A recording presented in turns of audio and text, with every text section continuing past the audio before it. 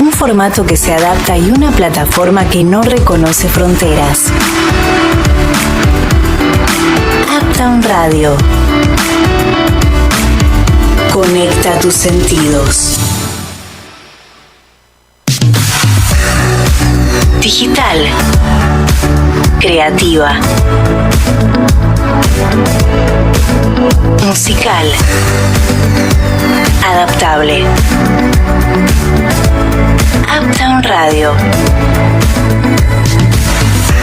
Conecta tus sentidos.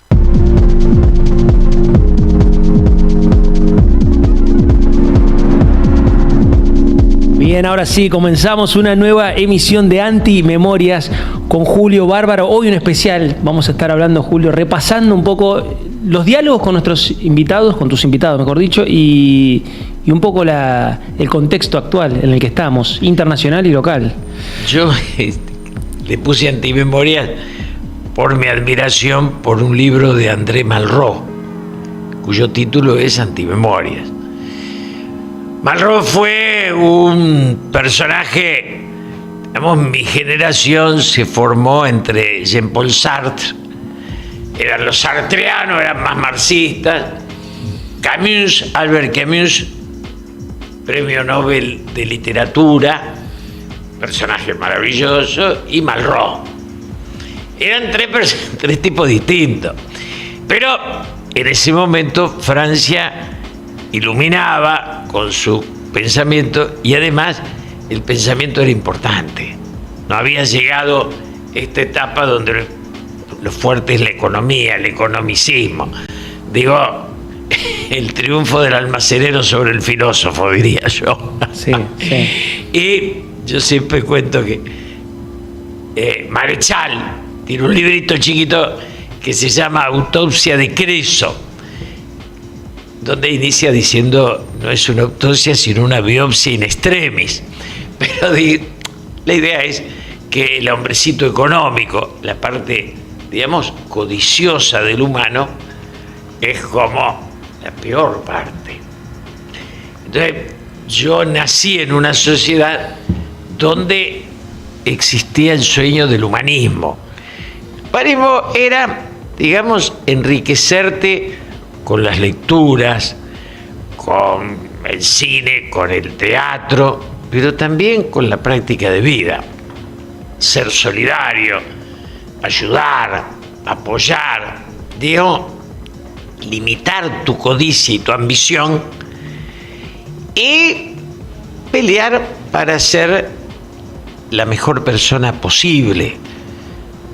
Cuando días pasados el Pepe Mujica se despide del Senado de Uruguay, se despiden él y Julio Sanguinetti, dos personajes maravillosos. ¿Por qué? Porque uno no puede ser un estúpido de izquierda a derecha fanático. Uno dice, ante un derechista o un conservador como Sanguinetti, yo chapó, ¿viste? Y aún del otro lado, sí, Sanguinetti es un lector, es un exquisito, es un tipo que habla de estética. Y el Pepe Mujica es un guerrero, un luchador, pero un tipo que cuestiona con su práctica y su vida, digamos, el consumismo. Esta idea de que el hombre es según haya construido en riqueza, no trasciende por su sabiduría.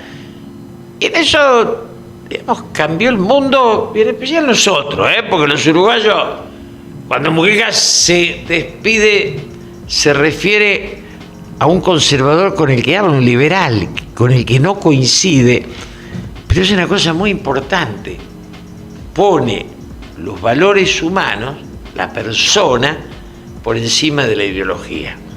Y esto para mí es clave, porque a mí no me interesa que el tipo se diga peronista, izquierdista, conservador, liberal. La ideología no da talento ni aporta dignidad. Vos podés ser inteligente o bruto, más allá de que transites cualquier pensamiento. Entonces, En ese sentido, la Argentina de hoy atraviesa la mediocridad en el peronismo y en el antiperonismo, digamos, en los dos lugares.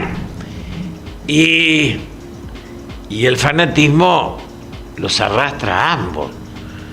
Yo insisto en esta cosa inocente o tonta de que vos ponés un canal y habla de meter preso a Macri y de cambiar de canal y habla de meter preso a Cristina.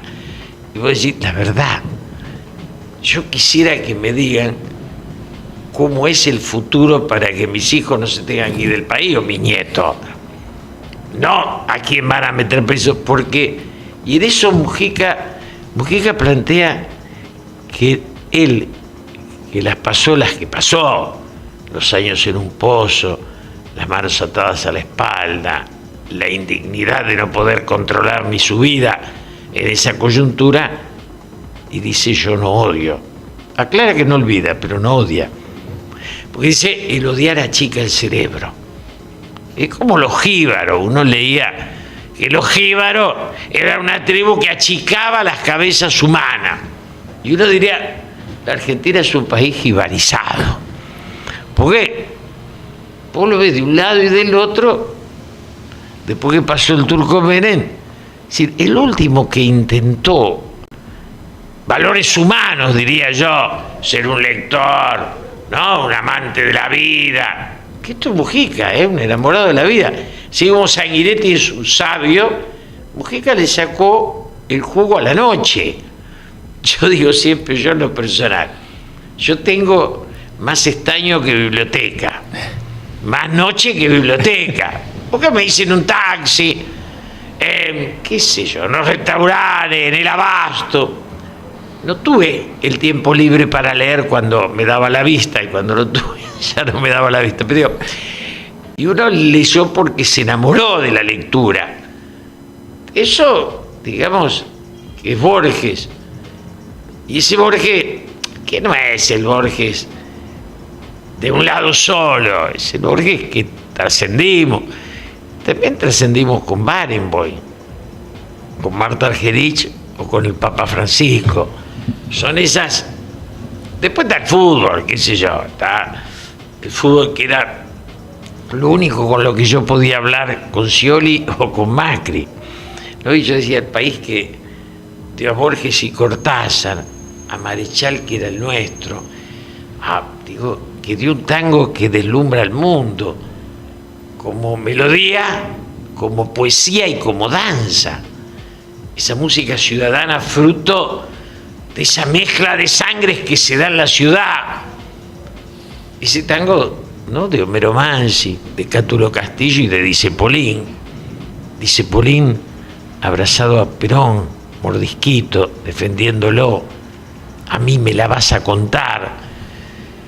Digamos, toda esa historia, Discépolo, y el dolor de que por ser peronista algún actor importante que era del otro lado cruzaba la calle para no saludarlo. Y la muerte de Discépolo, Homero Mansi, esa despedida de Cepolín, que es maravillosa, ¿no? Que no me la acuerdo toda, pero es bajo el mármol, sobre el mármol helado, migas de media luna, y una mujer absurda que llora en un rincón. Que come en un rincón, que come en un rincón. Tu musa está sangrando y ella se desayuna. El alba no perdona, no tiene corazón. Mansi despide. Esos tipos era el peronismo, era la patria, era la historia. Y entonces yo voy viendo a Mujica y a Sanguinetti y lo veo a Evo Morales, ¿no? Evo, que hizo de Bolivia, el otro día Clarín ponía los números del crecimiento de exportaciones de Bolivia, de 9.000 millones a 40.000. Después se abraza al poder, se quiere quedar para siempre y lo derroca, no se hace derrocar. No voy a poner a discutir eso. Pero los blancos que suben, esa señora, son de nuevo el colono. O sea, suben para buscar una elección. No comprendieron a la mayoría. no son capaces de contener a la mayoría. O sea, esos países donde el colono, Sudáfrica, los Boer, Mandela es el negro de 20 años, 28 de cárcel. Ahora, eran mayoría y solo podía haber paz si la democracia permitía que la mayoría sea gobierno. Ahora, la mayoría, Mandela, era capaz de contener a la minoría. Entonces está esa película donde juegan al rugby y Mandela dice: los rubios somos nosotros, y convence a los morochos de él que ese que ayer fue su opresor hoy es su hermano. Y eso es un salto en la conciencia brutal. El mismo salto que da Estados Unidos cuando sale del negro, del septiembre negro, de Luther King, del Ku Klux Klan, el odio ¿no? Esa película del Ku Klux Klan y pone a Obama de presidente. O sea, el salto es aquello pasó. Pasó en Sudáfrica porque vino Mandela, y pasó en Estados Unidos y pasó en Bolivia porque Evo después se equivoca, pero tuvieron suerte en el error. Porque viene uno que va a continuar la tarea de construir una patria sin ser un solo personaje, que es Evo. A mí me duele porque el gobierno, Alberto Fernández, lo admira a Evo, lo quiere a Evo, lo protege a Evo, pero para mi gusto ni lo comprende ni lo imita. Entonces, nosotros admiramos a Evo, pero le compramos a los chinos los vagones de ferrocarril que antes construía la Argentina. O sea, yo me crié en un país que construía la locomotora y los vagones. Y el nombre del peronismo, un señor como Randazzo, tipo nefasto, de esto que hay mucho, compra los vagones. Quiere decir que le damos trabajo a los chinos, del trabajo que podíamos haber dado a los nuestros. Entonces, uno ve Estados Unidos y lo que discuten es cómo dar trabajo a su pueblo. Perón decía, gobernar es dar trabajo. Entonces Randazzo y algunos muchachos gobiernan China porque le dan trabajo a los chinos. Es muy importante asumir el cambio del mundo. Un mundo donde nosotros era bipolar. Era el bloque comunista o el bloque capitalista.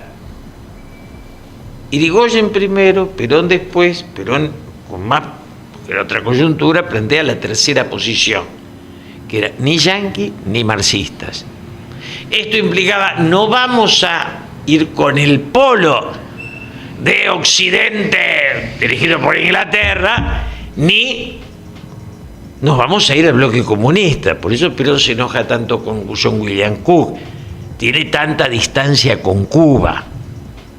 Porque dice claramente lo de Cuba es posible porque es una isla, solo porque es una isla. Ahora, nosotros nos fuimos patria hasta los 70. ¿Por qué éramos patria? Porque teníamos 4% de desocupación, no había miseria. 6.000 millones de dólares de deuda. Hasta que viene la dictadura. Antes de la dictadura viene algunos personajes como Celestino Rodrigo, Mansueto Sin, que ya vienen con la idea del liberalismo. ¿Qué es el liberalismo? Destruyamos al Estado y dejemos que los privados fluyan en la construcción de ¿qué? Ningún país deja de tener Estado, porque el que conduce el ser colectivo es el Estado. Entonces, el Estado argentino tenía ferrocarriles, se los afanaron, en nombre del Turcomenem, del peronismo. Canal que para, ramal que para, ramal que cierra. Y toda esa destrucción, la luz, el gas, el teléfono, claro, ¿qué sería eso? Empobrecer la sociedad. Y hoy yo vivo en una sociedad donde un asalariado, yo era taxista en un Cian 60, en la facultad de El Salvador iba a estudiar, después de estar todo el día con el taxi. y yo podía ir al cine o al teatro y después a cenar con mi pareja. Hoy un taxista no tiene a dónde ir porque no puede. Apenas puede comer un choripán y de parado. ¿Qué hicieron en la Argentina? Distanciaron al rico del pobre. Hay centenares de ricos que son intermediarios. Entonces, cuando yo digo, cuando dejaron entrar a Carrefour, entonces don José el almacenero terminó aplastado por un capital francés que le sacó la ganancia de la gaseosa. París no permitió eso, no lo permitió Roma, no lo permitió Europa.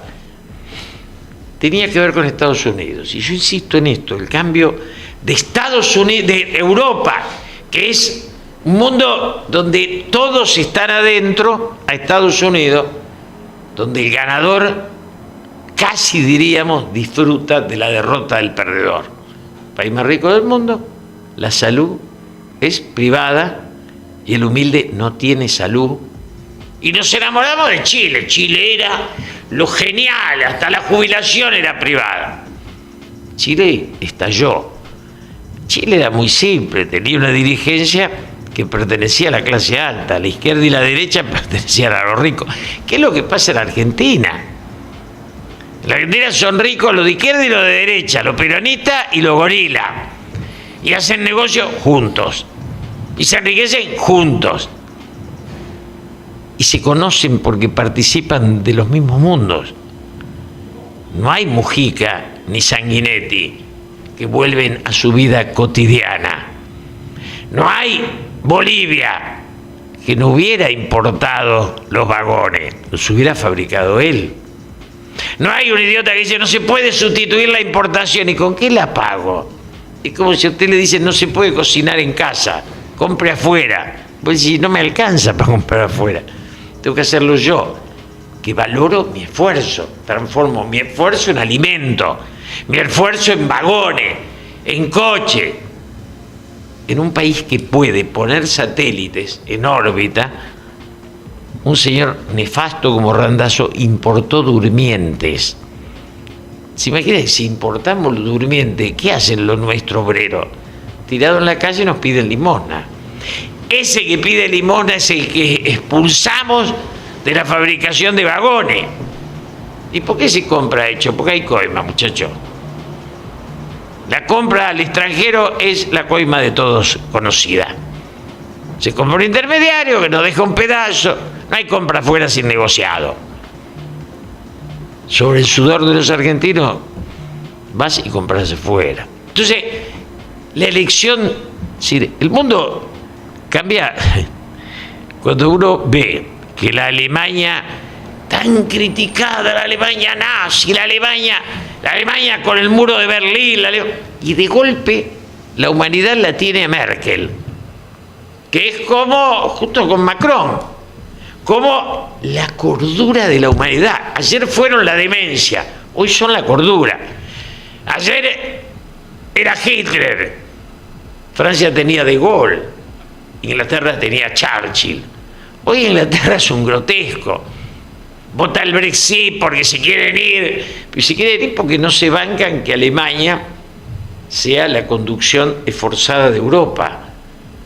Y los ingleses, es el fin del último imperio. Ya había muerto el imperio español, el imperio lusitano, el último imperio que quedaba, el francés cuando se va a Argelia. Quedaba el imperialismo inglés, que lo hereda Estados Unidos.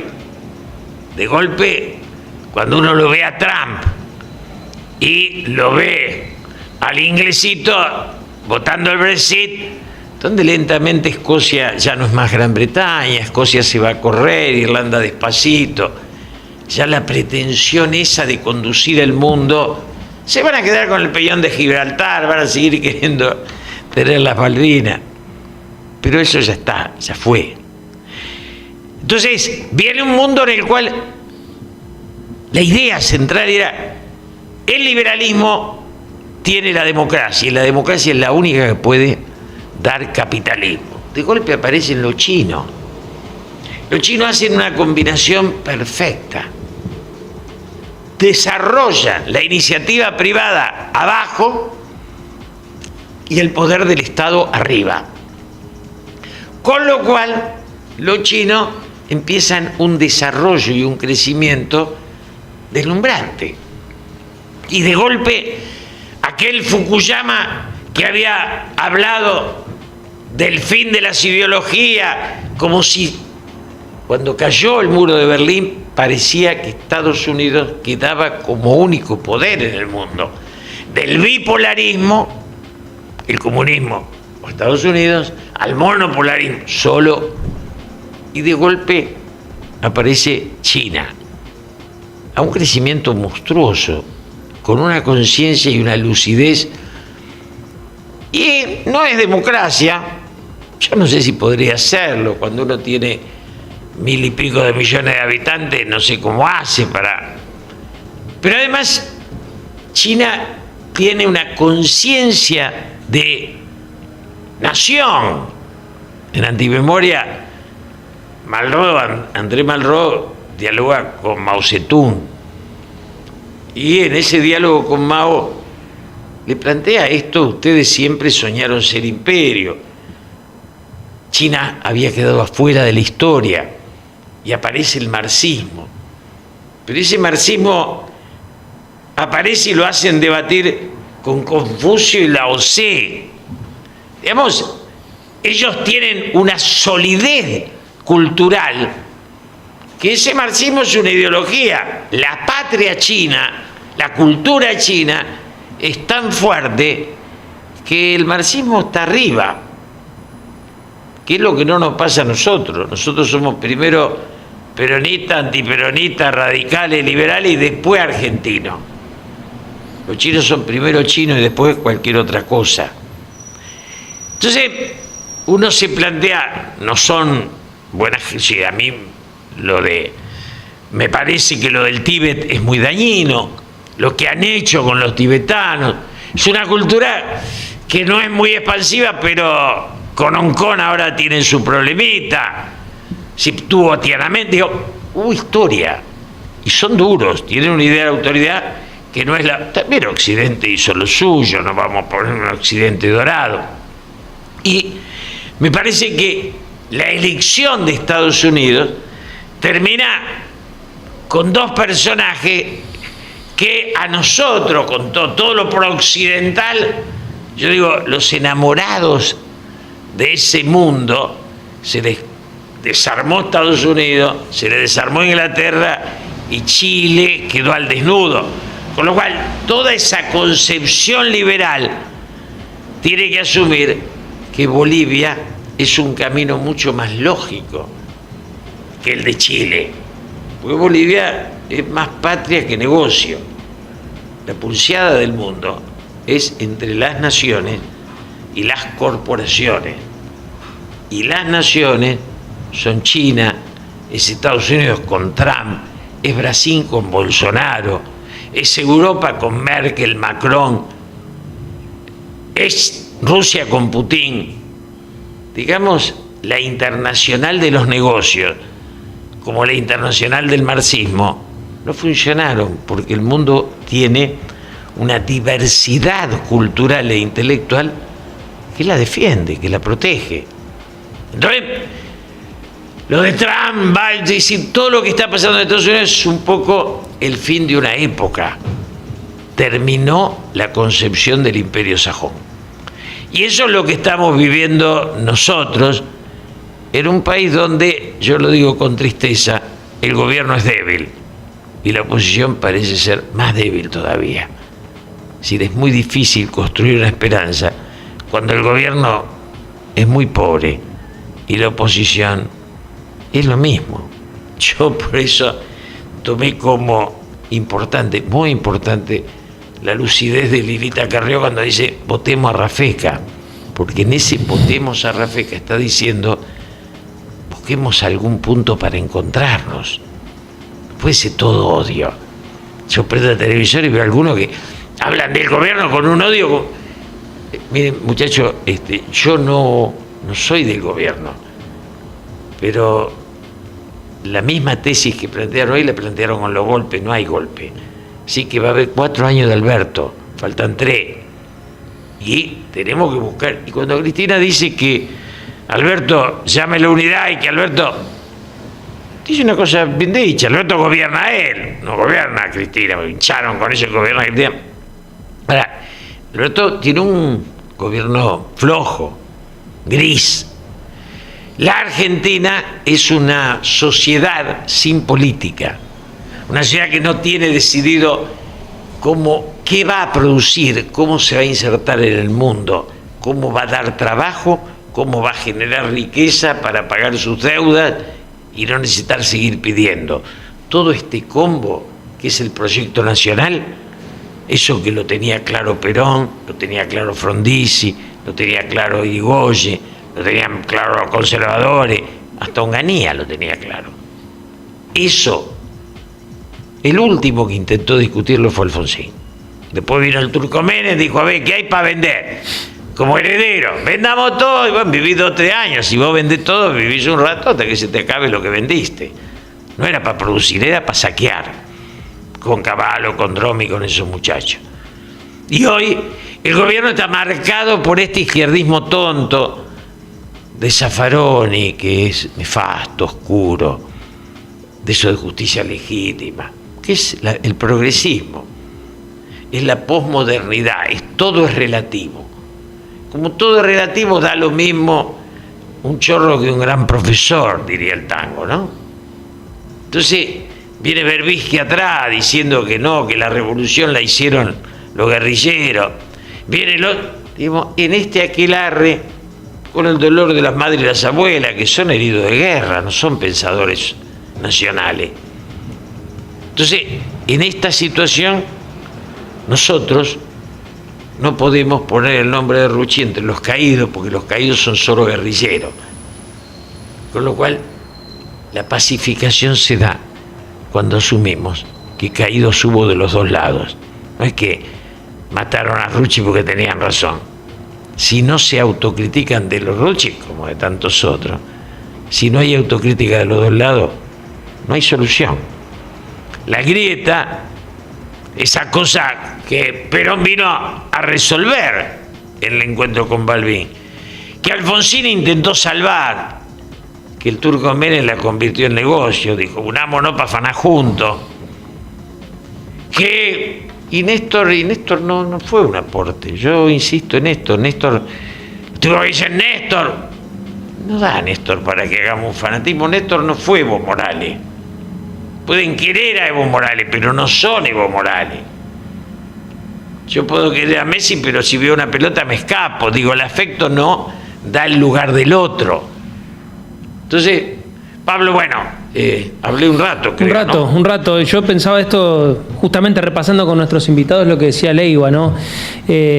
Carlos Leiva, que hablaba sobre ciertos cargos en la política. Un intendente, sin ir más lejos, él dice, un intendente resuelve problemas, gestiona. Un gobernador tiene que tener una visión, un pensamiento sistémico, estrategias a futuro. Esto que vos decís, pareciera que no tenemos una estrategia, una visión a futuro, la política un horizonte. Es eso. Claro, la política es la que define el rumbo, no los economistas. Los economistas, yo digo siempre una maldad, cuando condujeron los militares perdimos la guerra. Claro. Cuando condujeron los economistas dimos en quiebra. Es decir, la política a nadie se le ocurrió. Si vos le preguntás a cualquier empresario, te dice, mire, si yo dejo la empresa en manos del economista, la funde en 3 días. Porque no es solo una cuestión de números. No, es una cuestión de concepción del rumbo, de intuición y talento. Entonces, qué sé yo, Skinner la puso a Cristina. Cristina para mí fue negativa. ¿Y por qué desarrolló esta bronca? Hay una nota de hace un par de días en La Nación de Jorge Sigal que cita a Arthur Koestler. Y dice yo, bueno, él sale del fanatismo. Sigal escribió un libro El día que maté a mi padre. Sigal, Jorge se fue del marxismo, entonces sale del sectarismo. Ahora para mí hay una trampa. Se lo digo a Sigal con todo el cariño que le puedo tener. La trampa es que pasó al sectarismo de los ricos, que es otra logia, hermano. A los revolucionarios es una secta. La de los bancos es otra, vos entrate a la de los bancos.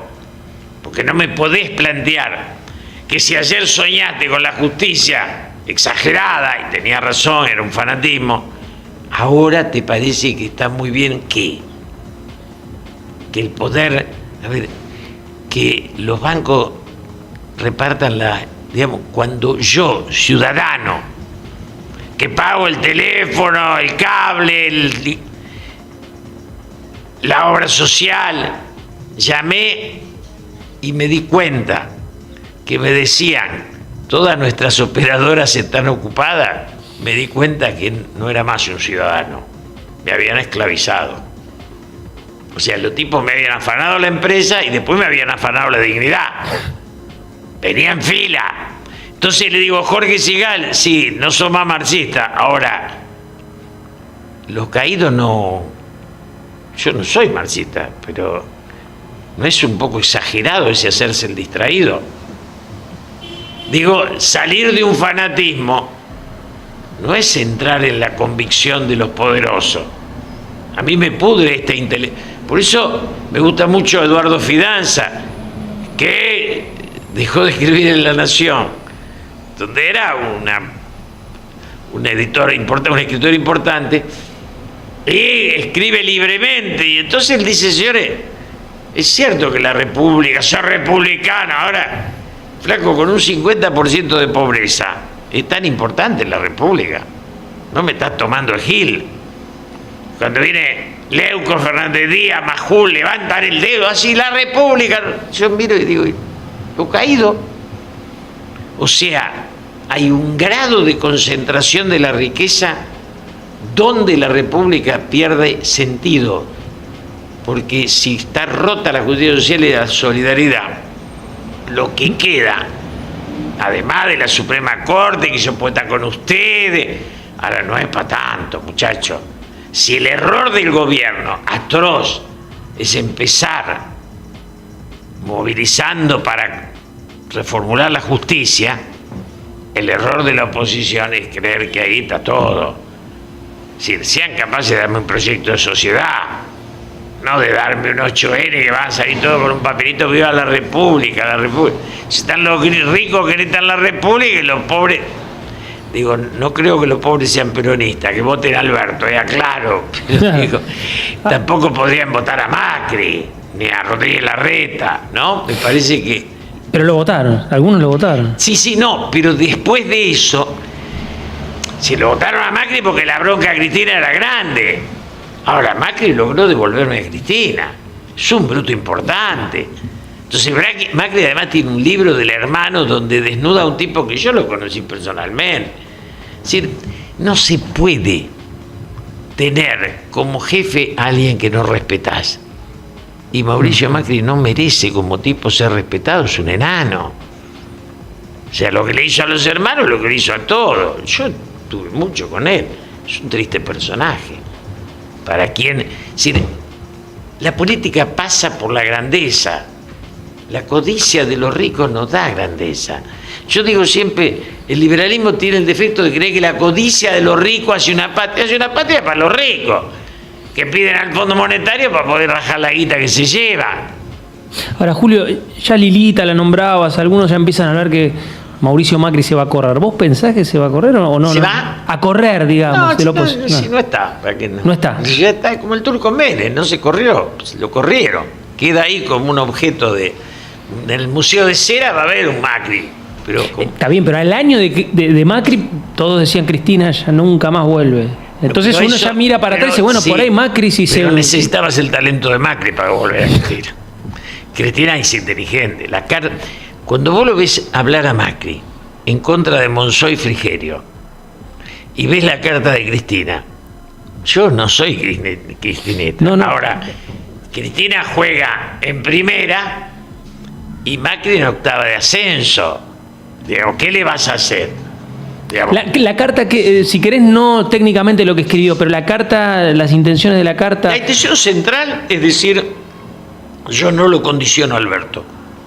Cosa que además es verdad. Está bien, pero el ciudadano común lo tenía que escuchar, suponés, ¿no? Claro. Y Alberto, debo agarrar el poder, te lo di, agarralo, usalo. Y la otra es abrir una puerta muy digna, es decir, la unidad nacional, yo coincido, punto. Habría que llamar, abre una puerta. Después viene algún mamá y te dice, pero yo no le creo, si no es para creer, hermano, no es una fe.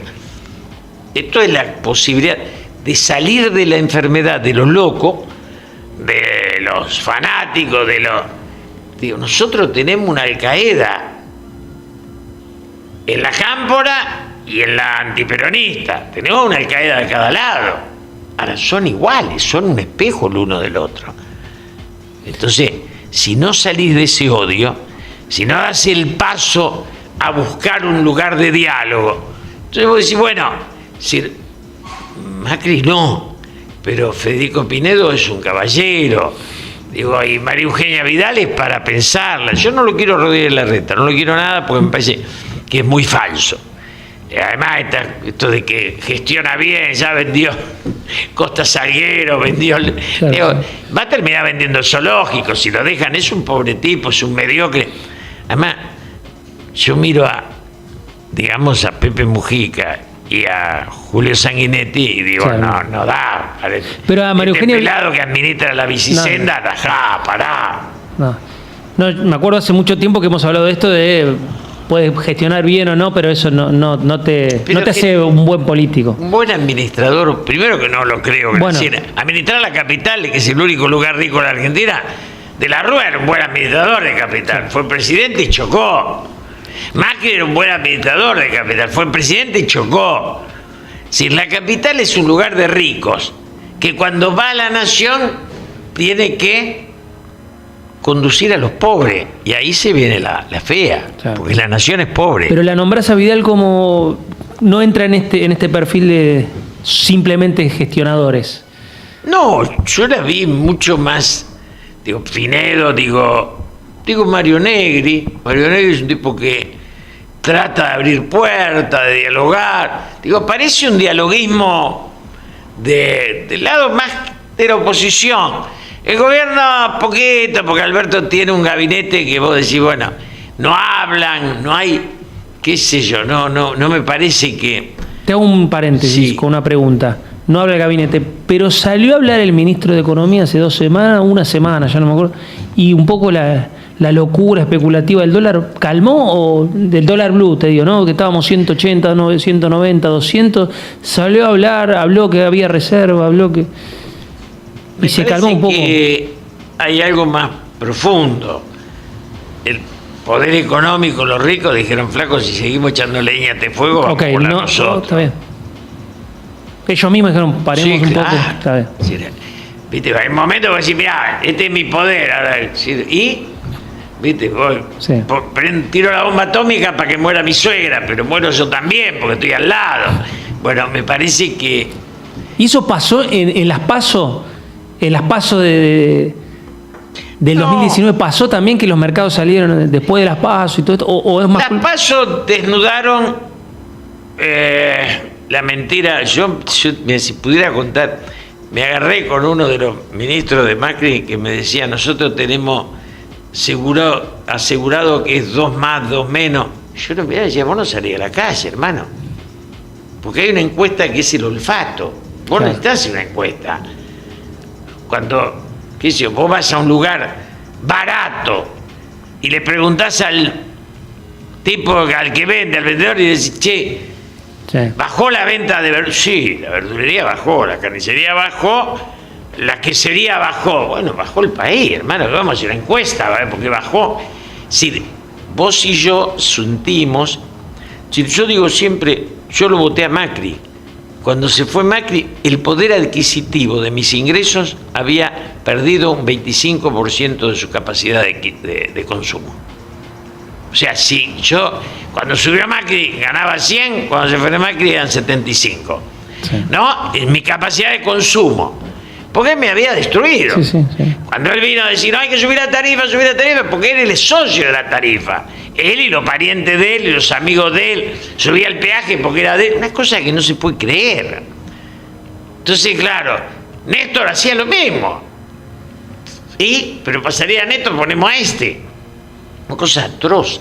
Te hago una pregunta tramposa. ¿Se puede hacer el ejercicio de imaginarse que hubiese pasado en esta pandemia con Mauricio Macri, hablando de los servicios, hablando de qué hubiese pasado, no tiene sentido, no se hace. Se puede hacer, pero hubiera volado todo en pedazos, porque Macri ya estaba oxidado. Yo he tenido charlas con él cuando antes de que largue el aborto, le dije: Mauricio, no largues el aborto, porque vas a hacer una nueva fractura. No, y Durán Barba, yo te digo en serio, como yo hablaba con Macri, nunca quise ser el asesor ni nada, pero si vos vas a la esquina, Pablo, y te venden un buzón, yo voy a pensar mal de vos como persona. Porque si te agarran a la puerta y viene un tipo y te dice: mete buzón. Bueno, Durán Barba es un vendedor de buzones. Una cosa que, para el que estudió un poco de política y transitó la vida, escucharlo avergüenza. Ahora, que el tipo sabe de lo que habla, sí, el tipo habla de los bancos. O sea, hay un pensamiento del consumismo que se impone a todas las ilusiones del humanismo, de la religión. Perdón, vos decías, me acuerdo, pues esto lo hablamos, que vos le recomendabas a Mauricio Macri no largar el tema del aborto, porque no se iba a resolver. Porque iba a haber un nuevo daño, una nueva herida.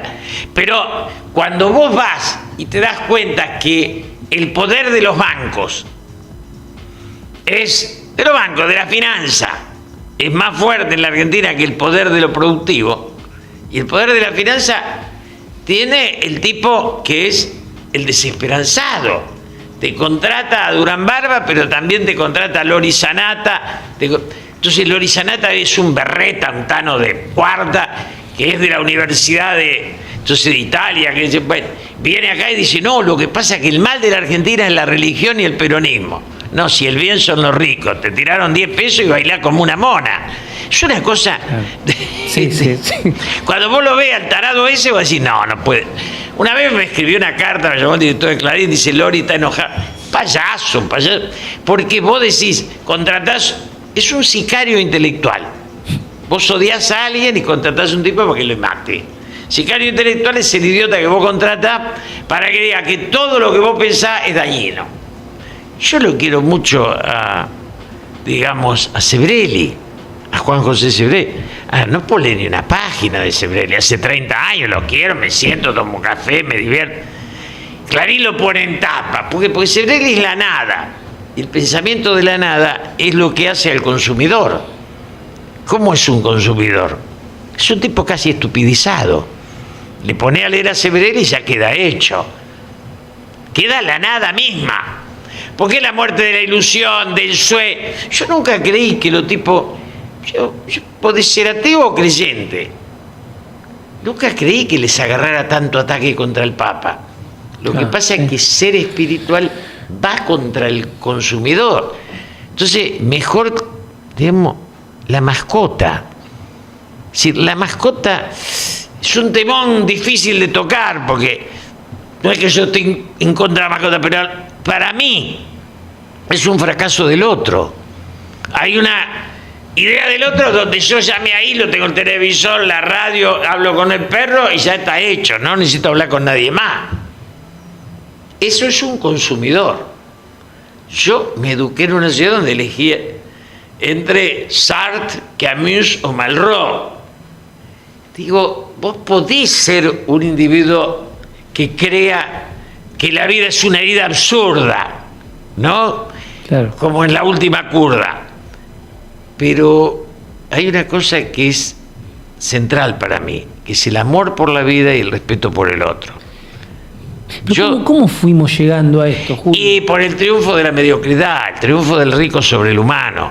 Nosotros, la Argentina, en Uruguay, Mujica y Sanguinetti son el triunfo del humano sobre el rico.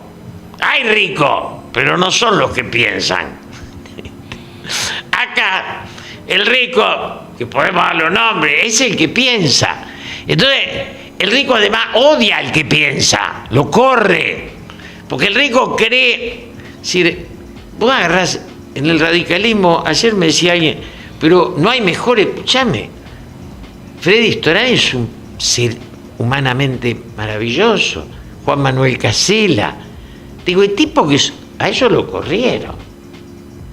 En el peronismo, los que no fanaron, la complicidad se convirtió en la patente de corso que te deja ingresar al mundo de ellos. Yo no entro al mundo de ellos, porque la idea mía los molesta. Yo soy el testigo ingrato de que no era necesario comprar un avión para ser feliz. Entonces, digo yo, los miles. Entonces, el amor a la vida transita por un lugar.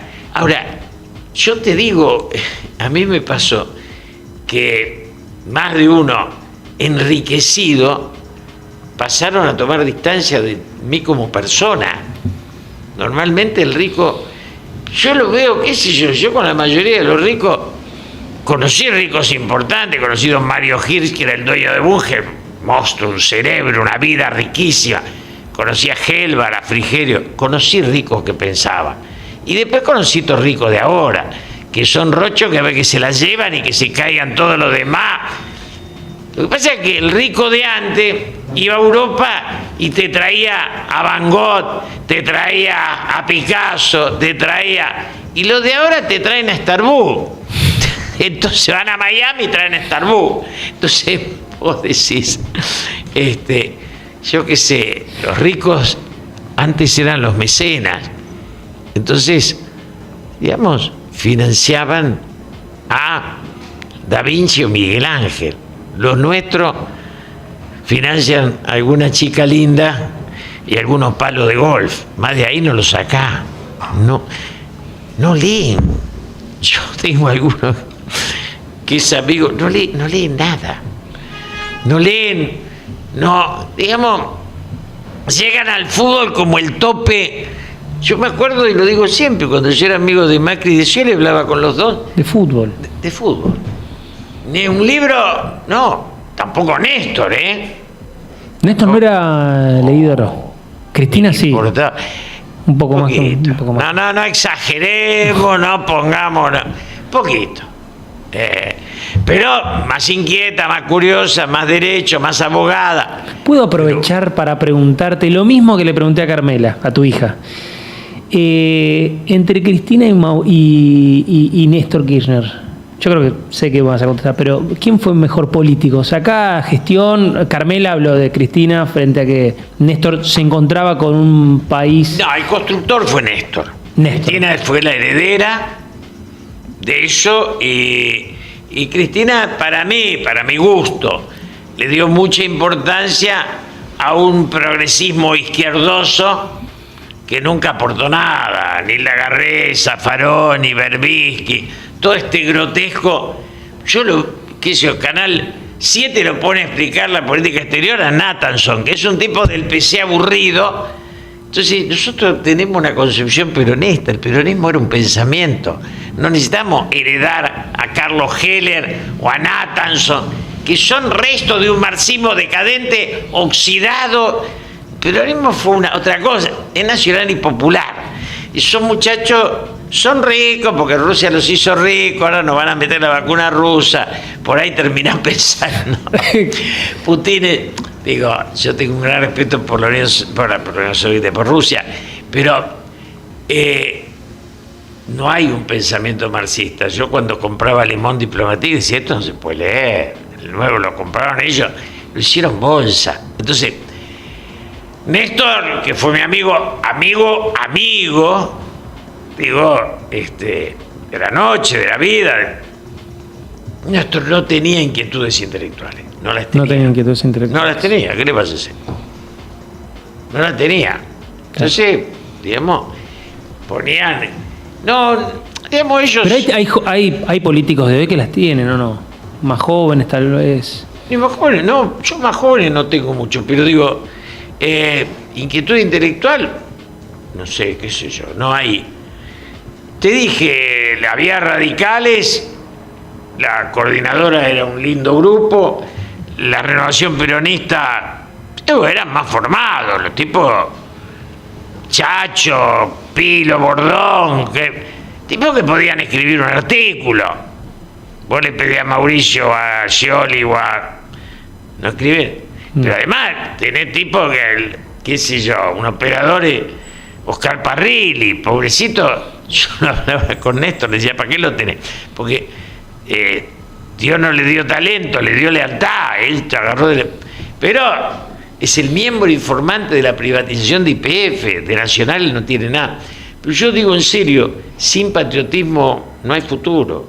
Si van a la asunción del nuevo presidente de Bolivia, de Arce, aprendan algo de lo que hizo Bolivia. Bolivia se volvió a hacer patria, ¿no? Inversor extranjero, todo pegado, amontonado, y un liberalismo berreta que impera. Yo puedo leer, escribir Clarín, no soy amigo de ellos, que yo no, pero tienen un ataque de liberalismo de negocio que es desopilante, ¿no? No ven otra cosa que el ser humano para ellos es un consumidor, y yo, como tantos otros, somos todos antiguos. Después aparece la Merkel y Macron y se quedan ahí mirando asustados. Viste que yo no era Chile, el negocio no era Chile, hermano. Europa sigue siendo un foco para la humanidad más importante que el kiosco de Miami, donde pudiera jugar al golf, a conocer el plástico de la vida.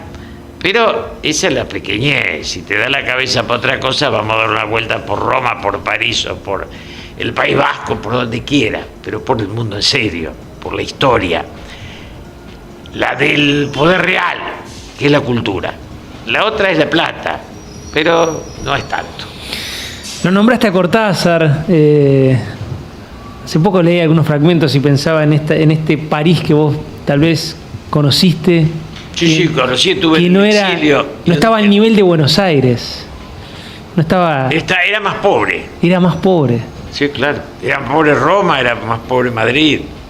Era más pobre, venían de la guerra. Pensá que la guerra, 43, 44, 45, salen de una destrucción muy grande. Vos vas a Alemania, te quedas así mirando, ¿no? Y la sombra del muro, ¿no? Yo veía la marca del muro y sentía que no lo olvidaban, estaba la marca, pero no era un impedimento, pasaban por arriba. O sea, estaba la conciencia, pero estaba la energía del tipo. Y Merkel es esa cosa que es lo mismo que Mujica o Sanguinetti. No se creen diferentes. El poder sin humildad no es poder. Sin humildad no es poder. Porque si vos sos humilde, digamos, transitas al lado del otro. Si sos un inseguro, necesitas distanciarte. Yo cada vez que lo voy a ver al Papa, yo le decía, Mujica y usted se parecen, porque uno desde el ateísmo y otro desde la fe llegaron a un mismo lugar, que es la sabiduría. Entonces, claro, de eso voy a agarrar a los empresarios argentinos que se roban las milanesas, que saquean a la gente, y vos decís, viste que se venden Parque Norte, venden lo que, no, cásanlo y venden, y van el negocio, y van todos juntos, y vos decís, bueno, eso no da un país. Entonces no me den un curso de ética, porque la ética no es propiedad de la derecha ni de la izquierda. Entonces vos lo ves, no, robó, que Néstor, y que tiene, sí, los cuadernos están acá. La deuda externa que se afanó Macri está acá, y si vamos paro a paro, estamos ahí. ¿Viste? A veces dicen, no somos lo mismo. Sí, son lo mismo, muchachos, no me digan que no son lo mismo. Y los que sabemos cómo es, sabemos que son lo mismo. Sabemos que los personajes, fulanos y menganos, que uno ni los nombra, son oscuros, son comerciantes, son porcentaje, son obra pública coimeada. Son todo eso. Entonces, nombrarlo no necesito. Digamos, hay un lugar desde el cual los que estuvimos cerca del poder sabemos lo que es la coima. La coima de Néstor y la de Macri. Yo de la de Cristina, no es que voy a hacer una defensa de Cristina, pero no estuve con ella. Pero Néstor y Mauricio para mí tenían pensamientos parecidos, una idea del poder semejante. Era más nacional Néstor, buscaba no endeudar, y era más traidor a la patria Mauricio que hacía endeudar para llevársela con los amigos. Entonces Néstor robaba con los cuadernos, la dejaba acá, la guardaba en galpones, la hacía qué sé yo lo que hacía. Yo no voy a defender. Ahora, Mauricio levantaba la tarifa, juntaba masa, pedía el fondo, vengan, mándenme los fondos, salían por acá, entraban, se las llevaban todas. Entonces me dicen, pero debíamos. ¿Qué debían, flaco? Inventaron. Es lo del peaje, la ruta la hizo el país, se la afanaron los Macri se subían el peaje. No, una cosa, esa impunidad abarca los dos partidos. Uno en nombre del liberalismo, acá nosotros el mercado, y otro vamos a agarrar a los pobres. Ladri ambos, porque ambos son propietarios de un poder de riqueza que no generó riqueza. Son estos que compran los vagones hechos, pero yo puedo decir, yo nací en un país que fabricaba vagones. No, viste, pero es más barato comprarlo afuera. Y después le tenés que tirar unos pesos a que quedó tirado en la calle, que es el obrero fabricante de vagones que vos volteaste en la estocada. Y entonces dejaste que las empresas extranjeras como Carrefour o Walmart o toda esta payasada le saque la ganancia de la gaseosa a don Pepe y de la verdurita, y le dejaron la verdulería como último agujero de la iniciativa privada. La ponen los peruanos, los bolivianos. Se salvó la verdulería, lo dijiste. La verdulería se salvó porque... Pero ya los bancos, si ven ahí, van a poner pusieron cadena de kiosco los delincuentes. La estructura, esto de la universidad de los negocios, son delincuentes. La concentración económica es más dañina que el comunismo. ¿Por qué? Porque si toda la guita es de 4 y el comunismo, qué sé yo, me da lo mismo. Concentración económica nos lleva a un tipo pariente de Maduro. Yo estoy absolutamente en contra de Maduro. Y de Cuba también. Ahora, como está quedando el país con el 50% caído, la verdad es que un día de esto va a pasar que se cae todo. O sea, yo me crié en un país donde no había asaltos. No había asaltos. Yo esperaba el tren en Santo Lucare a la 1 de la mañana. Venía, funcionaba, era del Estado, estaba limpito y no había asalto. Vino la Turcamen en esa y destruyó todo. Con drome y caballo. Y unos muchachos más, Ditela decía, relaciones carnales, qué sé yo, las cosas que dije. Y después vino Macri y le dio para adelante, siguió con esto. Y nadie discute. Y después vino Randazzo y compró los durmientes. Y después, si todos siguen, tocan, uno dice el peronismo, todo. Si van a comprar vagón y van a comprar durmiente afuera y van a comprar la bicicenda y van a comprarla y se van a llevar la plata, la verdad que si son peronistas o liberales, yo no les veo la diferencia. Por el ser humano, por el conjunto, no pelea nadie. Eso lo hizo Trump por Estados Unidos, que hacen los chinos por ellos, que hace Evo por Bolivia, que va a tener que hacer Chile, porque esto de que la jubilación privada no va más, todo eso es lo que se necesita para volver a ser patria. Julio, se terminó el tiempo, voy a hacer lo que vos haces siempre, pedirte que dejes un mensaje de esperanza. No, un mensaje de esperanza es muy fácil. Lo mejor que le puede pasar a los jóvenes es que la vida les regale un país para construir. O sea, el sueño de trascender. Y hay que amar el caos. Porque, digamos, la Suiza del orden y la Italia del caos nos dejó el Renacimiento. La Suiza del orden, 2 variedades de queso y el reloj cucú. En el caos se puede surgir una generación que cumpla el sueño de trascender y devolvernos el ser patria. ¿Qué más puede pedirle a la vida a un joven? Nada.